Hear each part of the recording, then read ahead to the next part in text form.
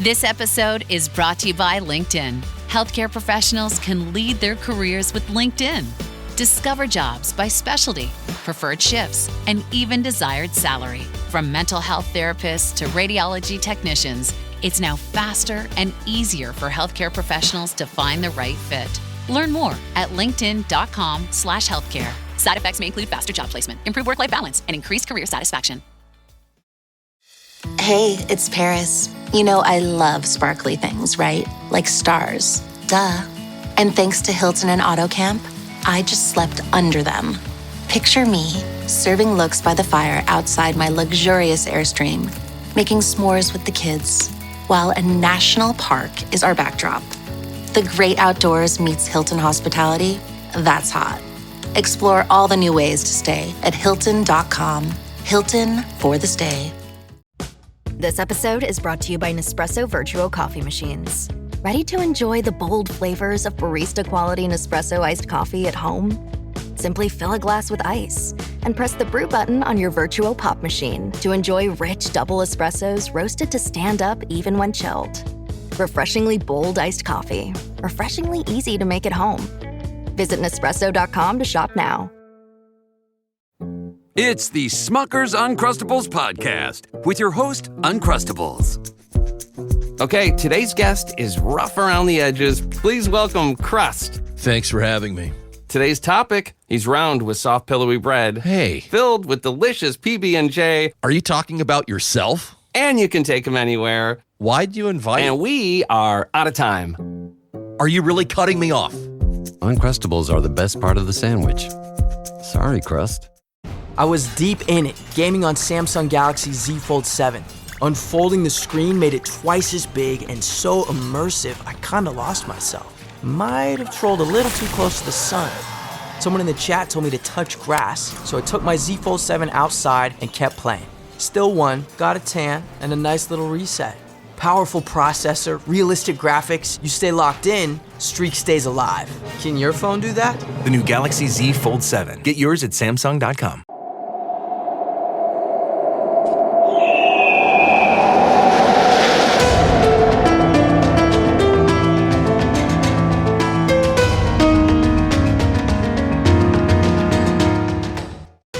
Hello and welcome to the Assassin's Creed Lorecast. We are so excited to bring you this show.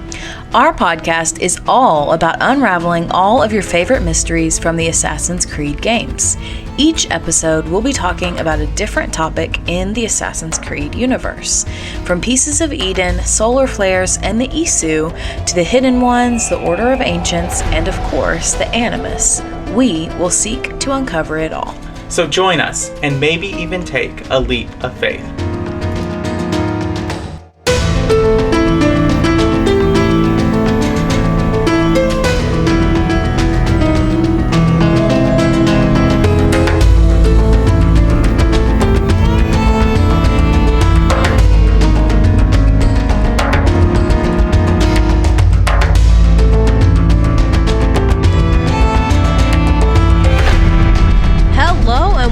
To the Assassin's Creed Lorecast. My name is Shelby. You also know me as She-Cup, and we are back with another Assassin versus Templar episode. But first, I'm joined here with my co-host. Hey, I am Austin or Teacup. That's right, you are. So today we are continuing our theme since we've been back from Christmas and the holiday break.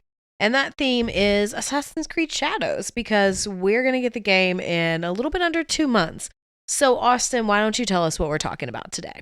Yeah, so as someone who is featured heavily in the story trailer for Assassin's Creed Shadows, if you haven't watched that, find that on the internet. If you want to remain spoiler-free, don't watch it. But if you're curious of what's happening, I definitely recommend watching it. It was really good and got me really excited for the game. But given that we are talking about Oda Nobunaga, who will be a central character in Assassin's Creed Shadows. So this is the man, Nobunaga is the man that has kind of employed Yasuke, correct? Correct. Okay. And that's historically accurate. Yes, yeah. I mean, he was a retainer of Nobunaga, samurai. We don't really know historically, but Assassin's Creed Shadows is taking the point to say he was a samurai, and that is their liberty to take.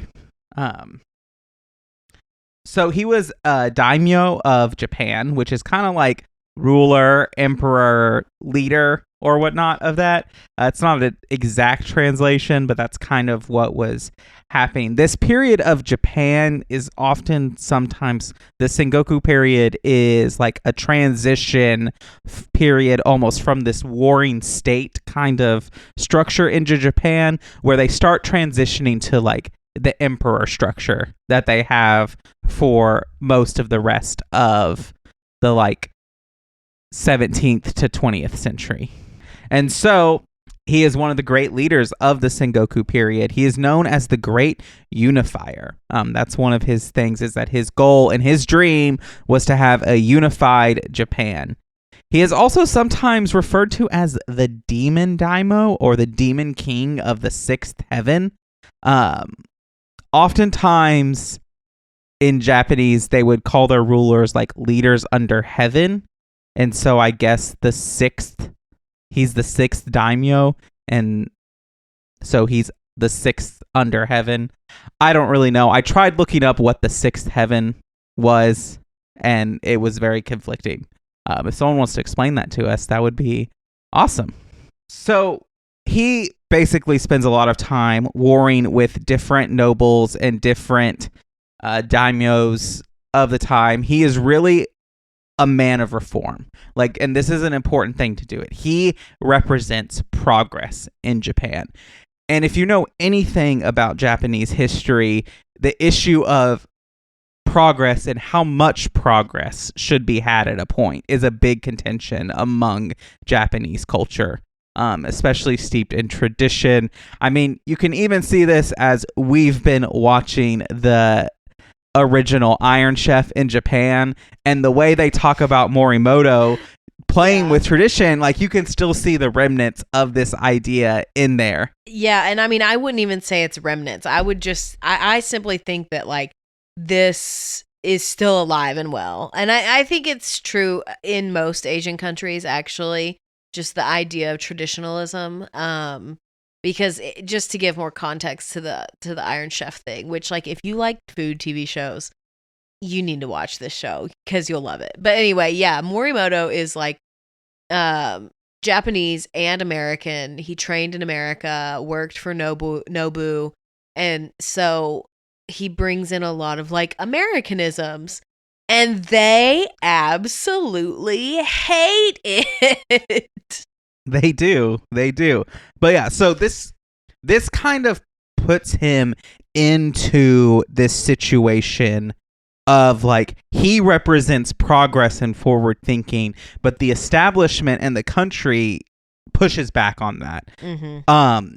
The kind of lead general warlord in the Shogun show is modeled after I looked Nobunaga. I looked this up because I was I feel like the main guy in Shogun is either supposed to be him or is made after him, and it is. It's the Kuroda, I think is how you pronounce it, guy. Who's he is the main character. He is kind of an amalgam of Nobunaga and his brother-in-law, whose name is Yokotomi or Toko. No, his name is Azai Nagamasa.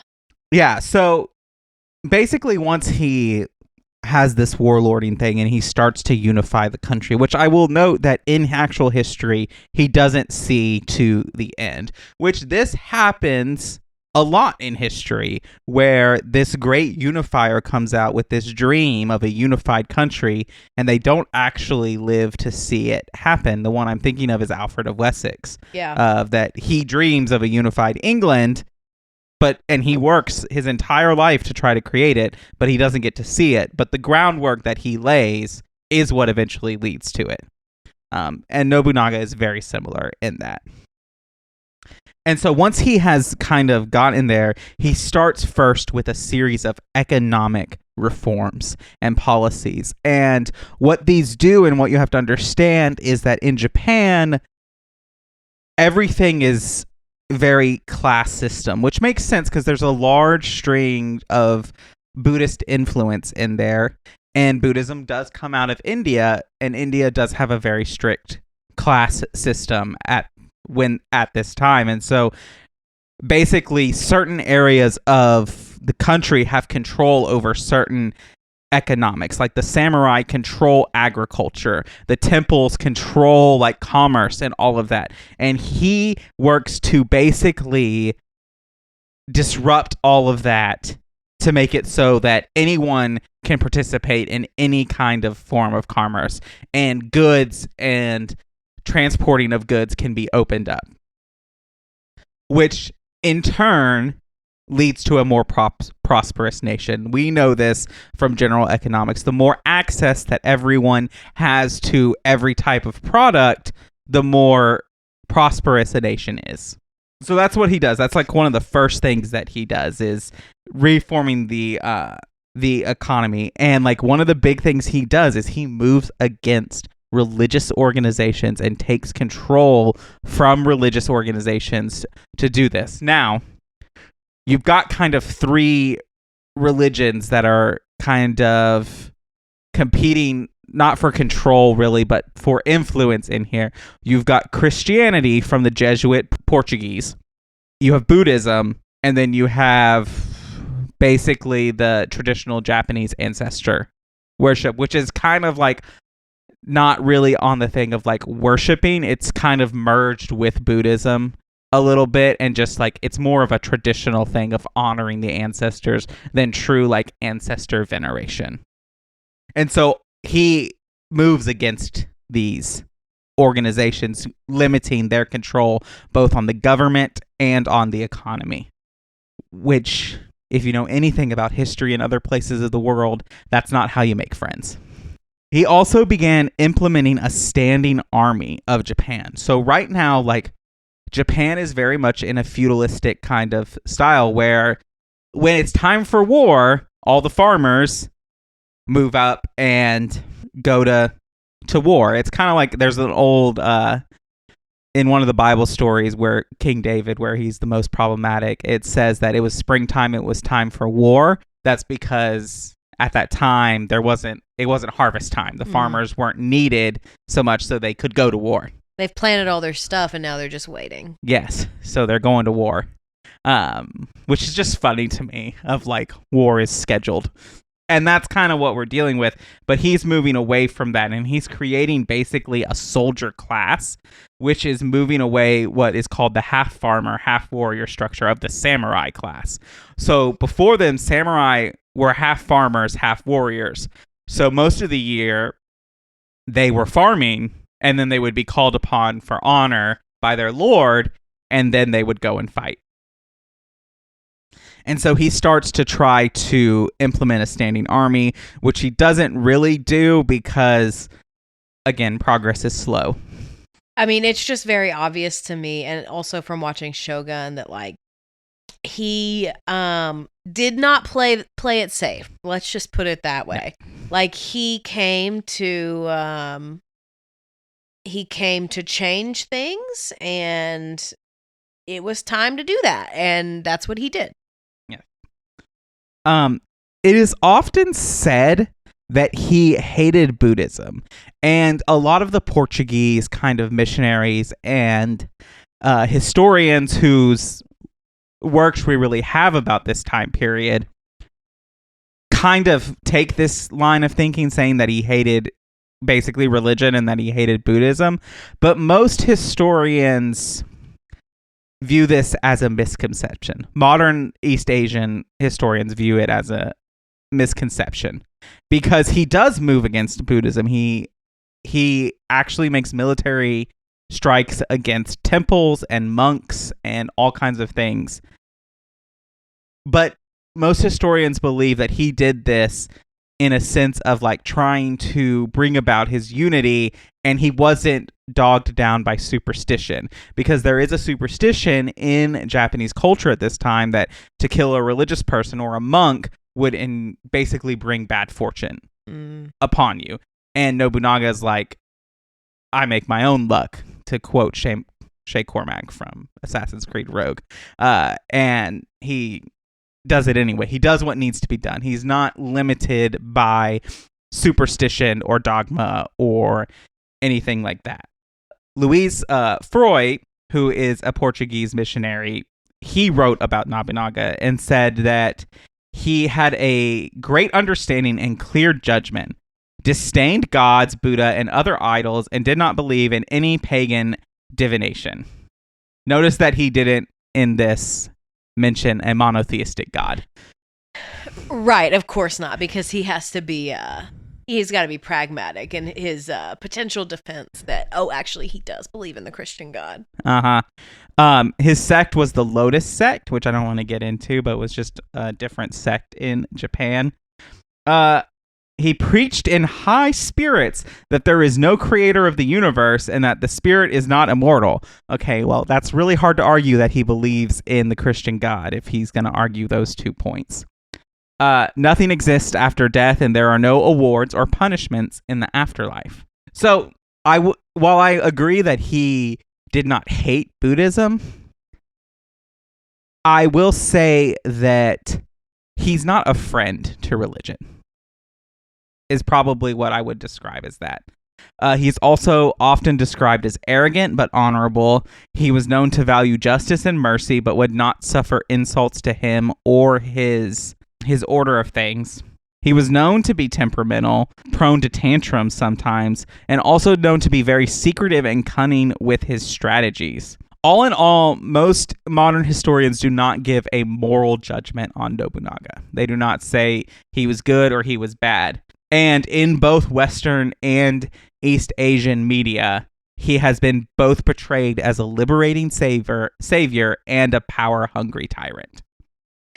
Well, he can't really be both. Yes, but the jury is out on it. It depends on who you talk to. Is he a tyrant or is he a liberator?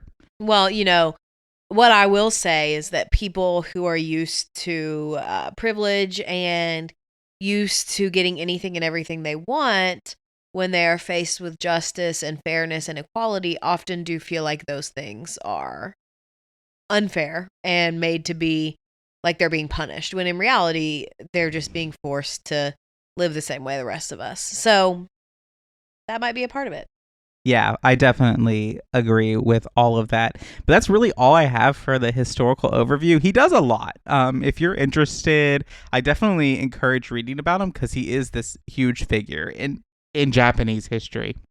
And he is a leader in a very time of big transition for Japanese culture. And I'm excited to play the game and learn a little bit more. But I think we could go to the mid-break now. Yeah. All right. Let's do it.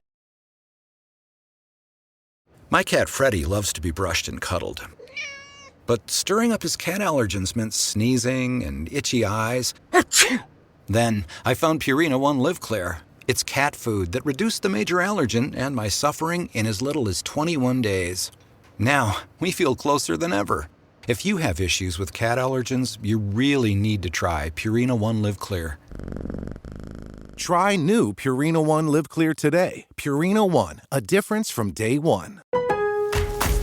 Lowe's knows to bring your vision to life, it's important to find the right color. That's why MyLowe's Rewards members get a free Valspar paint or exterior stain sample to test your look to confidently refresh your space. Offer valid in-store only 8/7 to 8/20. Limit 1 per customer while supplies last. Discount taken in time of purchase. See associate for details. Rewards program subject to terms and conditions. Details at lowes.com/terms. Subject to change. This episode is brought to you by Greenlight. Get this. Adults with financial literacy skills have 82% more wealth than those who don't. From swimming lessons to piano classes, us parents invest in so many things to enrich our kids' lives. But are we investing in their future financial success? With Greenlight, you can teach your kids financial literacy skills like earning, saving, and investing. And this investment costs less than that after-school treat. Start prioritizing their financial education and future today with a risk-free trial at greenlight.com/Spotify. Greenlight.com/Spotify. Ma cos'è? Shoot! Shoot a flying demon! Quite a carriage you got there. Where did you buy it, if you don't mind me asking? Ask all you want, Freddy. You'll never get an answer. Damn it all. Was it my eyebrows? Yes, and your face, voice, and body. What have you done? We used them. They were not ready for firing. You could have gotten us all killed. Let me see. His breath is more fatal than our cannons. Only when you two fools are shooting them. There, try it. So the first thing I have to do is to shout out all of our awesome patrons. Thank you all so much for supporting us. We are so excited that you're all with us. And I do have a new patron to shout out. Thank you, Magnus, for joining us. Hope to see you on the next patron chat in February.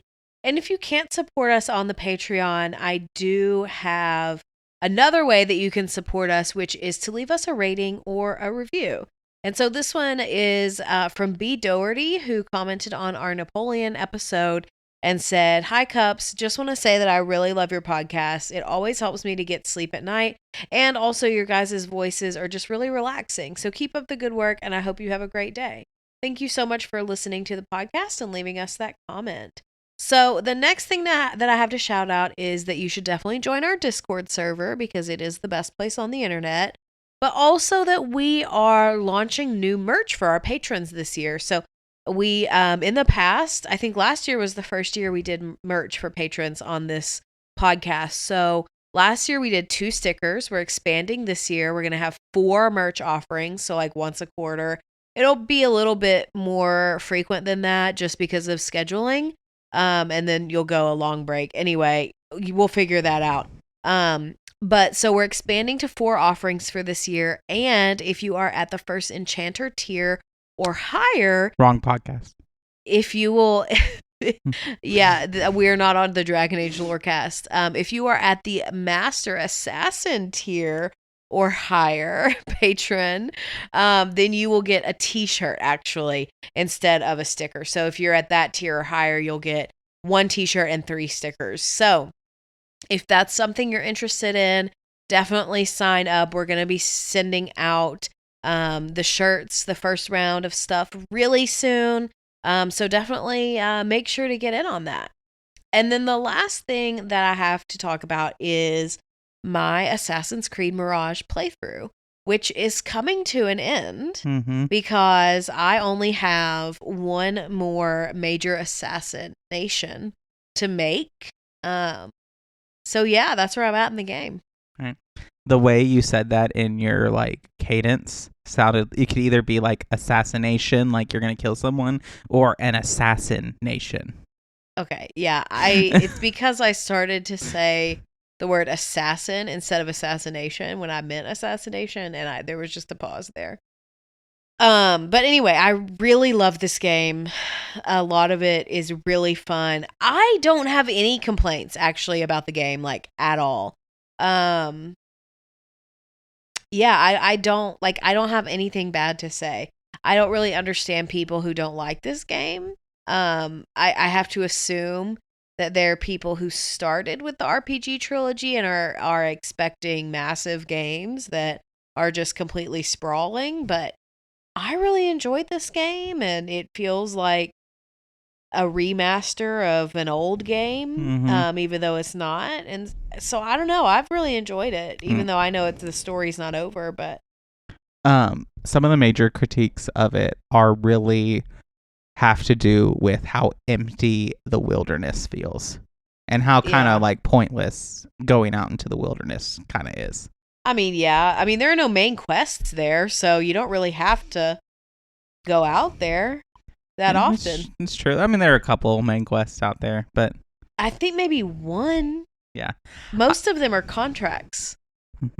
That is the main critique. That is a dumb critique, in my personal, unprofessional opinion. Okay. Because, like... Do I have a professional opinion?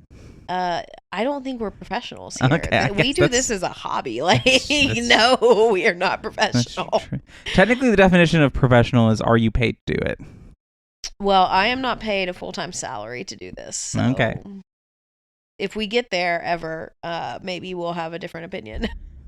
But no, I just feel like that's such a minor thing. It's like, okay, fine. You're just looking for something to critique when, like, there are huge issues with, like, say Valhalla, you know. So it just feels kind of like, okay, and Yeah, I loved the game too. It was fun. But yeah, I'm curious to see how you feel about the end. Well, maybe we'll let you know on next week's episode. Yeah. And then I just have to tell you guys, I am probably not going to be playing another Assassin's Creed game until Shadows comes out, just because I just downloaded a bunch of games that I've been meaning to play for years, like The Witcher 3 and Red Dead Redemption 2. So I'm going to be playing those probably, and then Shadows is going to come out, and then like a week after that, Tales of the Shire is going to come out, so Austin's going to play through Shadows first, and then I'm going to be obsessed with Tales of the Shire, and it's just going to be what it's going to be, and that's fine. Yes? The Witcher 3 wasn't already downloaded? No. Oh, interesting. You probably offloaded it because you hadn't played it in a long time. That's probably true. Oh, I didn't know you did that one. Good luck. Yeah. We'll see. All right, well, I think it is time to get back into the show. All right, let's do it. This episode is sponsored by Friskies, who would like to tell your cats hi. Now, if that didn't get your cat's attention, there is one thing that always does the trick. Just pour some Friskies crunchy food in the bowl and you'll hear those paws come running. Works every time. With so many Friskies choices, you can always bring your cats running from their secret napping spots. There's always more to explore. See for yourself at friskies.com or visit your local store. Mint is still $15 a month for premium wireless. And if you haven't made the switch yet, here are 15 reasons why you should. 1, it's $15 a month. 2, seriously, it's $15 a month. 3, no big contracts. 4, I use it. 5, my mom uses it. Are you playing me off? That's what's happening, right? Okay, give it a try at mintmobile.com/switch. Upfront payment of $45 for 3-month plan, $15 per month equivalent required. New customer offer first 3 months only. Then full price plan options available. Taxes and fees extra. See mintmobile.com. This episode is brought to you by Buick. Buick certified service technicians are factory trained to fit your vehicle with the tires specifically developed for it. And with our tire price match guarantee, you get the best fit for the best deal. Buick. Exceptional by design. Available on select eligible tire brands at participating dealers only. Offer ends 12/31/2025. Terms apply. See dealer for complete details. Visit buick.com/service to learn more.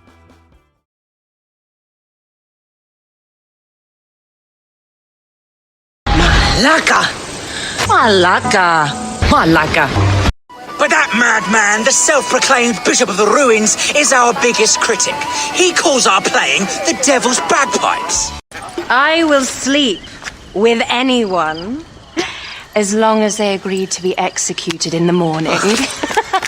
Like Xantivis. He was well satisfied with his bargain. Who is this toothsome fellow? My queen, this is, Well? It is a generous offer, but I've already pledged my life to this woman. Aya, you have chosen well. All right, welcome back. So we're going to talk about in-universe involvement of Nobunaga, which is coming from what we know. I want to give a big disclaimer, especially if you are listening to this, if you are behind on the podcast and you are listening to this episode and Shadows has come out. This disclaimer is for you. This is the lore without Assassin's Creed Shadows as we stand it. So it's canon. Its canon status, the status of it being canon, is a little suspect. Just because who knows what they're going to change or what they're going to do with the story in Shadows. This has happened before where external media has said one thing and then a game comes in and changes it. I'm just going to say that generally the main medium in which a franchise is established is the main source of canon. So just to follow up, the information that we're about to learn comes from where? It comes mainly from the wiki database entries and a few comics. Gotcha. Okay. So yeah, it most likely will change. Yes. So just FYI. So the Japanese Brotherhood is not necessarily something that you might call a grassroots movement that gets established. Basically what happens in the lore as it stands now is the Chinese Brotherhood learns about Portuguese Templar Jesuits who are attempting to influence the island of Japan and take over there and establish a bigger presence in the East Asian area. Now, this is important. This is after Xiao Zhen, who is around. There's maybe been a couple decades, because Ezio dies around the first 2 decades of the 16th century, and the Sengoku period and Shadows is going to take place at the end of the 16th century. So it's likely that it's her brotherhood. So they have already eradicated a Templar presence in China. So the Templars are looking to establish one, and the Chinese Brotherhood says hell no and sends Chinese assassins to establish a brotherhood on the island of Japan. Mm-hmm. So that's how the Japanese Brotherhood kind of gets itself going. So once they're established a little later in the Sengoku period, they make contact with Nobunaga, who is sympathetic to their cause of kind of eliminating a controlling presence in Japan, because he's just done that. He wants to do that. That's his goal. That's what he wants to do. And he's really anti-Jesuit at this point. Like he wants Japanese people to make decisions for Japan, and he doesn't want this European influence in there, which, fair. Colonialism is a bitch. So, after this, he says that he will ally with the assassins and help them with their cause after he has unified the country. However, he comes into contact with the Sword of Eden, and we are told that an alliance is rendered impossible.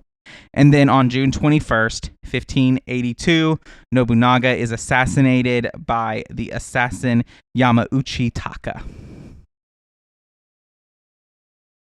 And so, canon, he is a potential ally that is turned to be corrupted by a piece of Eden and has to be assassinated.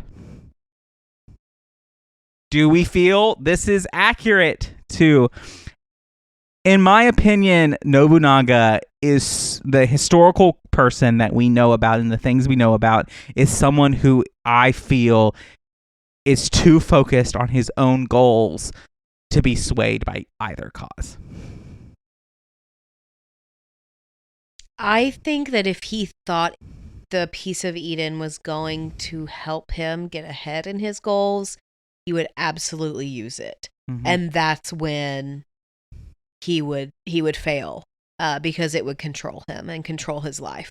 Mm-hmm. So I can see how they could work this into the storyline. Mm-hmm. Because imagine if, imagine if he is somewhat sympathetic to the cause of the assassins at the beginning, and that's how he gets Yasuke, and that's kind of how Yasuke is in his service, and then he interacts with this piece of Eden, and all of a sudden, he's not cool with the assassins anymore. And then that's why they separate. Because we know, I'm pretty sure from the story trailer, that Yasuke and Nobunaga, they part ways, correct? We don't know if they part ways. We know at some point Nobunaga basically asks Yasuke, is this tyranny or is this progress? Right. Which is a very Templar thing to say. I don't know. I think that's kind of an assassin thing to say, because it's like, are you okay with this kind of tyranny, or are we just trying to, I don't know. I guess it depends on how the context of how he says it, which we don't know yet. Right. In the trailer, it looked like the context he was talking about his own actions, because it is almost followed up with a scene of Naoe saying to Yasuke, you just killed an innocent person. Right. But also, they love to trick us. They love to trick us. They do. So I would just, we just don't know yet. Yeah, I think that he is very much going to play with and back whoever he feels is in power. I think I could see him initially leaning to the assassins because I think he would view the assassins as more being able to be controlled. Mm-hmm. I think he would be wary of an organization that he would think would want to control him. Yeah, and I also, just one other thing to add about why I think he would be more likely to lean, a little bit more likely to lean to the assassins is, in the beginning we talked about how he disdains gods and idols and does not believe in pagan divination. So that kind of leads me to think that he would not be basically swayed by the Sword of Eden or any piece of Eden. But who knows? Who knows? We'll have to wait and see. Like you said, Shadows is a little under 2 months away, and it cannot get here fast enough, in my opinion. I know. Well, it's already been delayed, so... Twice. Yes. But I do think it's shaping up to be a good game. And I think, I don't know, I'm not one to give them just like full grace on anything, but it seems like they're taking bugs and stuff seriously. And especially like if you look at the release of recent games, and yes, I know everyone is mad at Star Wars Outlaws, and I know there were good bugs on PC, but it was pretty bug-free on consoles. And from another point, like there have been other games that have been released recently that are getting super praise for being polished, and even though there's a lot of controversy around this, the Veilguard was super polished and bug-free. There are a couple bugs, but there are gonna be bugs, people. Like there are going to be things that they haven't found, a specific combinations of scripts and things combining together that are going to cause a bug. It happens.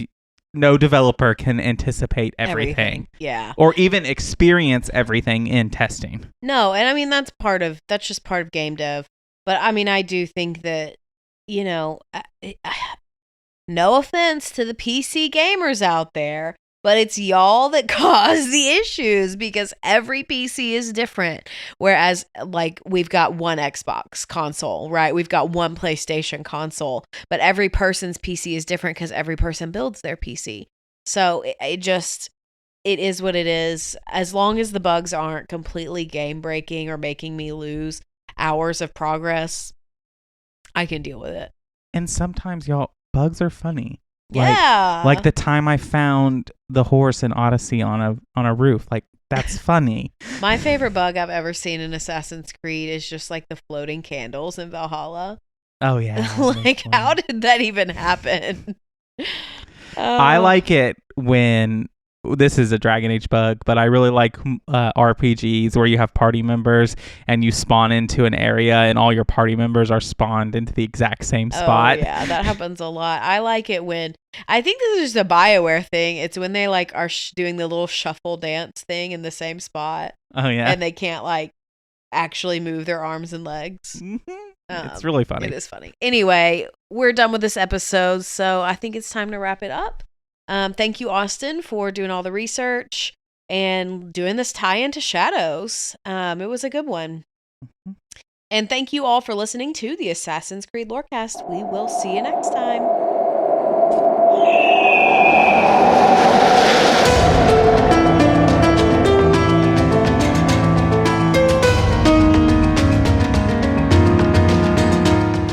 Thanks for listening to the Assassin's Creed Lorecast. You can find us on Twitter at AC Lorecast.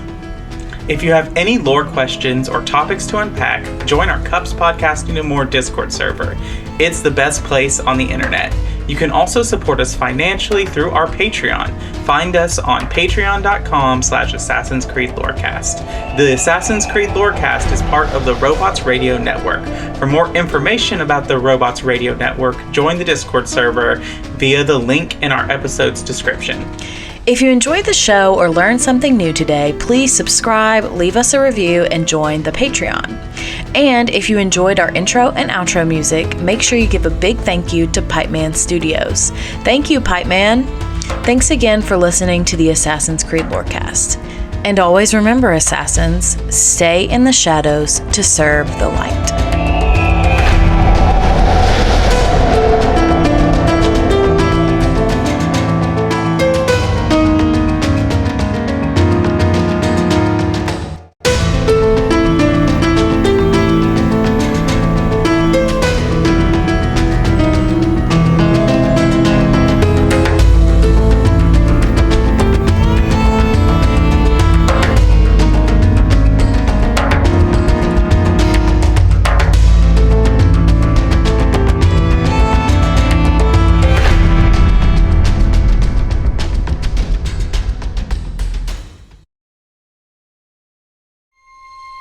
This episode is brought to you by FX's Alien Earth, the official podcast. Each week, host Adam Rogers is joined by guests, including the show's creator, cast, and crew, in this exclusive companion podcast. They will explore story elements, deep dive into character motivations, and offer an episode-by-episode behind-the-scenes breakdown of each terrifying chapter in this new series. Search FX's Alien Earth wherever you listen to podcasts.